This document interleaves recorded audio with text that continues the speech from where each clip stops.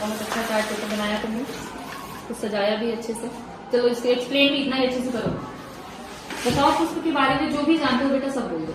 पुष्प के 4 भाग होते हैं, जैसे कैलिक्स, करोला, गाइनेट्स, एंड्रोस्पर्म होता है। और इसके हरे वाले भाग को जैसे ये इसको थैलमस बोलते हैं। पुष्पांजलि थैलेमस यहाँ है बेटा, ये पेडिसल है। हाँ, ये पेडिसल है। और ये आपका कार्पेल है उसमें। और ये अंडाशय है, माता जनन। ठीक है, ये बताओ पुष्प का काम क्या है? पुष्प का काम जैसे अपने और कीटों को आकर्षित भी करते हैं। क्यों आकर्षित करता है कीटों को?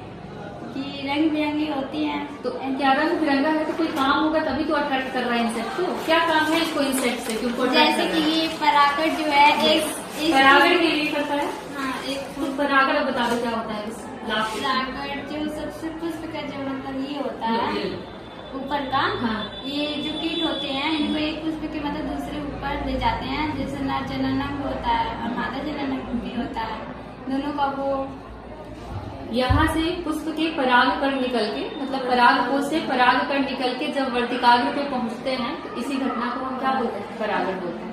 ठीक है, चलो बहुत बढ़िया। जाओ, फ्लावर बनाया है सबने? फ्लावर बनाया है?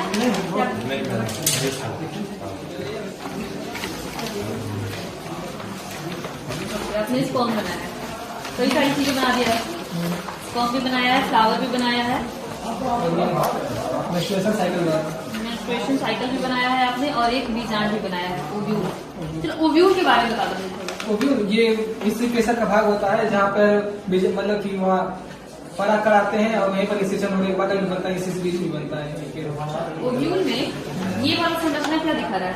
ये वाला संरचना यहाँ पर एक मतलब ये सिर्फ बीज पत्र कहते बीज बोलते हैं।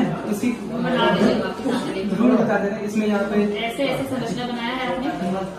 इस संरचना का नाम यहाँ पर देख रहे हैं क्वेश्चन नंबर 1 दिया गया है, प्याज के मूलाग्र की अस्थायी स्लाइड बनाकर समसूत्री विभाजन कर विभिन्न अवस्थाओं का अध्ययन करना।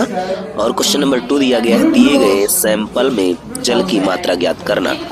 इसके बाद यहाँ पर देखते हैं कि कुछ लाइनें छोड़ करके क्वेश्चन नंबर 1 दिया गया है, दिए गए पदार्थ की स्लाइड तैयार करना। और प्रश्न नंबर 2 दिया गया है, दिए गए स्पॉटों को पहचान कर उनके प्रतिरूप, वर्गीकरण, लक्षण तथा आदि चीजों के बारे में ज्ञात करना या अध्ययन करना। तो ऊपर जो क्वेश्चन दिए गए हैं वो आंतरिक परीक्षक द्वारा होते हैं, और जो नीचे दिए गए हैं ये बाह्य परीक्षक द्वारा मूल्यांकन करना होता है या क्वेश्चन होता है, जो कि बाह्य परीक्षक का मतलब होता है जो दूसरे कॉलेज से हमारे टीचर आते हैं एज ए एग्जामिनर। ठीक है, एंड अब हम बात करते हैं पहला क्वेश्चन कौन सा दिया गया है और क्वेश्चन में हम लोगों को क्या क्या लिखना है।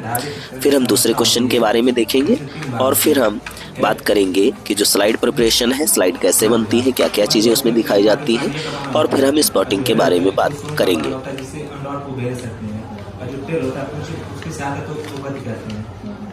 माइटोकॉन्ड्रिया का क्या नीड होता है, इसको क्या जरूरत होता है माइटोकॉन्ड्रिया का? एटीपी को स्पर्म को माइटोकॉन्ड्रिया की क्या नीड है? क्या हेल्प करता है माइटोकॉन्ड्रिया स्पर्म को? अगर है तो कुछ हेल्प कर रहा होगा ना? क्या हेल्प करता है? आराम से सोचो, इजी है। स्पर्म का काम क्या है? गति करना। गति करने के लिए उसको एनर्जी चाहिए। एनर्जी कहाँ से मिलेगी? माइटोकॉन्ड्रिया से, क्योंकि वही तो है एनर्जी का पावर हाउस। चलो, और किस चैप्टर से पूछो तुमसे? डीएनए वाले ने पढ़ा? सेंट्रल डोग्मा एक शब्द होता है, क्या होता है? सेंट्रल डोग्मा डीएनए से आरएनए और आरएनए से प्रोटीन बनने की क्रिया को सेंट्रल डोग्मा कहते हैं। और डीएनए से आरएनए जो बनता है इस क्रिया को क्या बोलते हैं? अनुवादन। और आरएनए से प्रोटीन? अनुवादन। एक एंजाइम होता है जो डीएनए से आरएनए बनाता है, कौन सा एंजाइम होता है? अनुलेखन में काम आने वाला एंजाइम। तीनों बता सकते हो आप लोग ही, उसका मुंह नहीं देखना। बस वही लेके बोर्ड का एग्जाम देने जाओगे? नहीं मैम, कुछ ही दिनों बाद पेपर होना है आपका, कह रहे स्ट्रक्चर ऑफ फ्लावर में पढ़ेंगे। कौन सा एंजाइम है? इजी है। जो बनाना है उसके आगे पॉलीमरेज लगा दो, एंजाइम याद हो जाएगा। आरएनए बनाना है तो आरएनए पॉलीमरेज, डीएनए बनाना है तो डीएनए पॉलीमरेज, ये याद रखना, ये काम आएगा। बायोगैस कौन है बेटा, एक्सप्लेन करो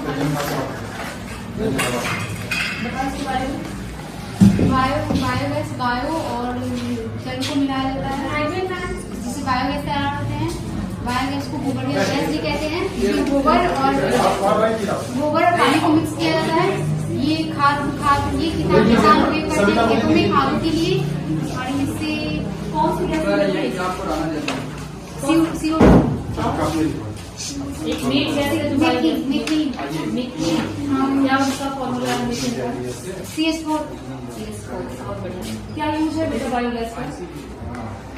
बायोगैस का यूज है जैसे कि किसान जैसे खाद का उपयोग किए करते हैं किसी फसल ऊर्जा में, मतलब फ्यूल में, ईंधन में भी और उसका उपयोग ऊर्जा में भी किया जाता है। जैसे कोई फसल हम लगाते हैं अगर उसमें उसकी उर्वरकता कम होती है तो उर्वरकता को बढ़ाने के लिए इसका उपयोग करते हैं।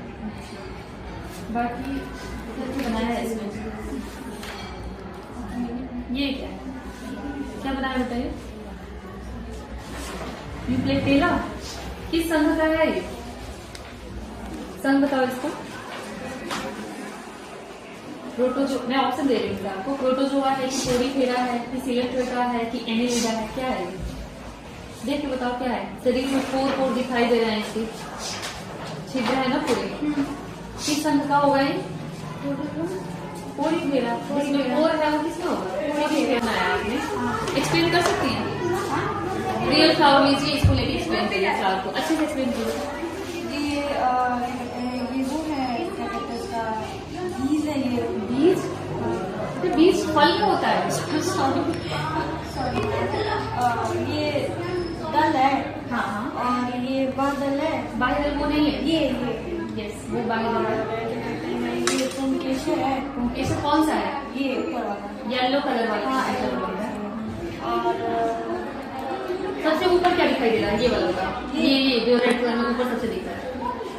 घबराओ नहीं आराम से।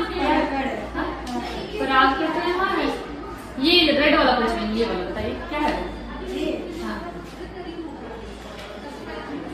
देखो यहाँ लिखा है, क्या है वो? पढ़ो आराम से पढ़ो, घबराओ नहीं। क्या लिखा है आराम से देखो। वर्टिकाग्र है, क्या है बेटा? अभी देखो यहाँ पे फ्लावर लगा, ये बाह्य दल है ग्रीन वाला, ये दल हो गया। ये हमारा पुंकेशर वाला पार्ट हो गया इंडोसियम, और ये क्या हो गया? गाइनोसियम का पार्ट, मतलब सबसे ऊपर वर्टिकाग्र है इसका। जब इसको निकालोगी तो आपको इसमें वर्टिका दिखेगा और नीचे की तरफ अंडाशय दिखेगा। तो जो भी फ्लावर बनाया है उसके पार्ट एटलीस्ट याद कर लिया करो, ठीक है? ये मतलब क्या बनाया है? स्कैरिस एक नर होता है और एक मादा होती है। तो कैसे उसमें अंतर करेंगे? कौन सा नर है कौन सा मादा है, कैसे पहचानेंगे? जो मतलब मेल वाला है वो थोड़ा छोटा है और जो फीमेल को थोड़ा मान लो हमारे पास एक ही स्कैरिस है, सिंगल स्कैरिस है, तो कैसे बताओगे कि ये नर है कि मादा है? अब छोटा बड़ा तो हम नाप ही नहीं सकते, सिंगल स्कैरिस है, कैसे बताएंगे बेटा? पता है? मैं इसके बाद तो नहीं पढ़े हैं। तो याद करो, पता नहीं है। सिंगल स्कैरिस अगर आपका है वो सीधा है तो याद रखना है वो मादा है। लड़कियां सीधी होती हैं, ऐसे याद करिएगा। लड़कियां कैसी होती हैं? सीधी होती है, तो मादा स्कैरिस सीधा होगा। और अगर जो मेल में थोड़ा हुक होगा, देखो यहाँ बनाया भी है, यहाँ हुक बनाया है ना, यहाँ सीधा बनाया है। तो ये कॉन्सेप्ट याद रखिए, पूछा जाता है। स्पर्म के बारे में बताना है, बताओ स्पर्म के बारे में बताओ। मैम स्पर्म है, मेल स्पर्म ये इसका हेड होता है और ये मध्य खंड, और यहाँ पे ग्रीवा ने मतलब नेक होता है, और नीचे जो लास्ट में होता है ये पूंछ होता है। और ये जो ये जो माइटोकॉन्ड्रिया होता है इसके कारण मतलब स्पर्म को ऊर्जा मिलती है गति करने के लिए। कहाँ बनता है इसको? स्पर्म वृषण में। बहुत बढ़िया। ओपन करो चार्ट, दिखाइए यहाँ अमीबा बनाया है यहाँ पे। किसका बताइए? अमीबा के बारे में बताइए। तो अमीबा से कोई बीमारी होती है क्या? अमीबा की एक जाति है, उससे बीमारी भी होती है। कोई बीमारी बताओ अमीबा से होने वाली। नाम सुना है? And amoeba histolytica. अमीबी पेचिस होता है उससे, अमीबिक डिसेंट्री बोलते हैं। एक मुंह में पायरिया बीमारी होती है। किससे होती है वो? पायरिया किससे होता है? मुंह से बदबू आती है। एंड अमीबा जिंजीवाइलिस, ये सब नाम याद रखिए, आपके चैप्टर बोर्ड में पूछा जाएगा ये सब, ह्यूमन हेल्थ और डिजीज में। फ्लावर के बारे में बताओ, लो ये रियल का फ्लावर लेके बताओ।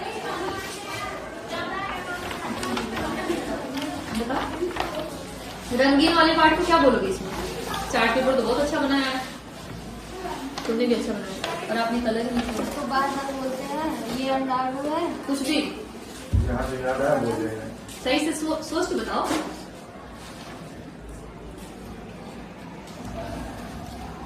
आप इनको पास करो, ये बताएं।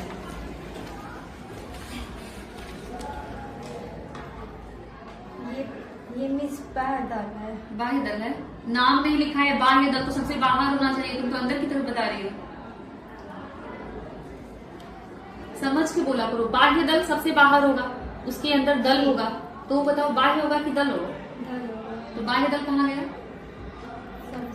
सबसे बाहर क्या दिख रहा है? देखो सबसे बाहर तो ये दिख रहा है ना बेटा, हाँ, ये है ये। सबसे बाहर कौन होगा? ग्रीन वाला बाह्य दल है। पार्ट, हाँ। तो रंगीन वाला पार्ट क्या है? ये बहुत कंफ्यूजन है। पेटल है। हाँ पेटल, पेटल मतलब दल है। उसके अंदर की तरफ ये जो येलो येलो दिख रहा है वो क्या है? कोई बताए पांचों में से येलो वाला पार्ट क्या है? बताइए कोई भी, आप भी बता सकते हो बेटा। पुंकेसर, अंदर की तरफ स्त्री केसर होगा, तो जो ऊपर देख रहा है वो क्या है? वर्तिकाग्र है। येलो वाला क्या हो जाएगा बेटा? पैरामीशियम के बारे में बताओ कुछ, चारों बताओ पैरामीशियम के बारे में। पैरामीशियम कोई भी बताए चारों से, किस संघ का है? आर्थ्रोपोडा, आर्थ्रोपोडा में तो कीड़े मकोड़े आते हैं, इंसेक्ट आते हैं ना। पैरामीशियम का जब स्ट्रक्चर देखते हैं बेटा तो उसमें कुछ दिखाई देता है। हाँ, मान लो ये पैरामीशियम है, ऐसे ऐसे कुछ स्ट्रक्चर दिखाई देता है। ये क्या होता है? रो, क्या काम है इसका? ऑब्जॉर्व करना, कि मूवमेंट में हेल्प करना।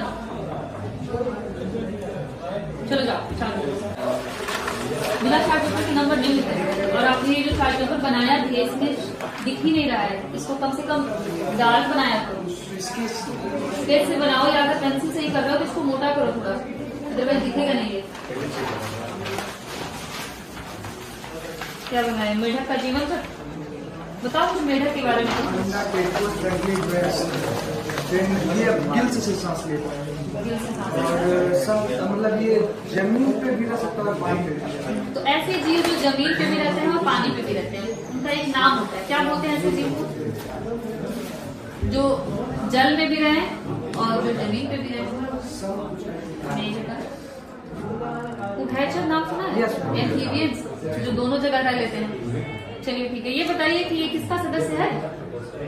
राना टिग्रीना इसका नाम है, सदस्य किसका है? मैं ऑप्शन भी दे देती हूँ आपको। एम्फीबिया है, प्रोटोजोआ है, पोरीफेरा है, क्या है? क्या है? पोरीफेरा में तो पूर होंगे, इसमें इसका प्रोटोजोआ तो अमीबा है। एम्फीबिया ही तो होता है उभयचर। किस चैप्टर का है? इस पहले चैप्टर का नाम बता दो इसका। पुष्प से रचना। नहीं, चैप्टर का नाम तो ये है ही नहीं। इस चैप्टर का नाम चारों में से कोई एक बताए। उसकी पादों में लैंगिक जन्म, उसके पादपों में लैंगिक जन्म। क्या होता है लैंगिक जन्म का? लैंगिक जन्म को बताइए। जन्म दो प्रकार का होता है, एक अलैंगिक होता है, एक लैंगिक होता है। लैंगिक जन्म किसे कहते हैं? यस, निषेचन होगा तो क्या किस चीज की जरूरत पड़ेगी निषेचन के लिए? किसमें? गैमीट चाहिए आपको, युग्मक चाहिए। क्या रेप्लिकेशन होता है? द्विगुणन क्या होता है? डीएनए रेप्लिकेशन कुछ बताइए आप लोग जिसको पता है। प्रतिलिपिकरण बोलते हैं डीएनए का। क्या है ये इसको मतलब खंडित करते हैं, तोड़ते हैं, फिर जोड़ते हैं, इसको लाइगेज एंजाइम से जोड़ते हैं और एंडोन्यूक्लियोस वो आप बता रहे हो आरडीटी, रिकॉम्बिनेंट डीएनए टेक्नोलॉजी। मैं पूछ रही हूँ डीएनए का रेप्लिकेशन, एक डीएनए से 2 डीएनए बनता है इसमें। डीएनए का प्रतिलिपिकरण कौन से एंजाइम का यूज करते हैं? एक डीएनए से 2 डीएनए बनाना है। डायग्राम कुछ याद आ रहा है तुम लोगों को? एक किताब में ऐसे डायग्राम बनाया होगा, हाँ। ऐसे करके कुछ याद आ रहा है? कौन से एंजाइम से हुआ है ये?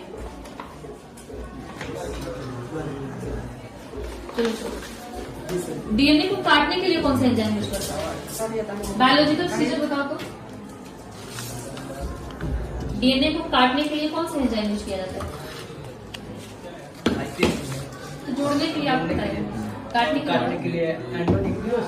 हाँ, एंडोन्यूक्लियस से भी कट कर सकते हैं, मगर बायोलॉजिकल सीजर बोलते हो आप रेस्ट्रिक्शन एंडोन्यूक्लियस को। सही है।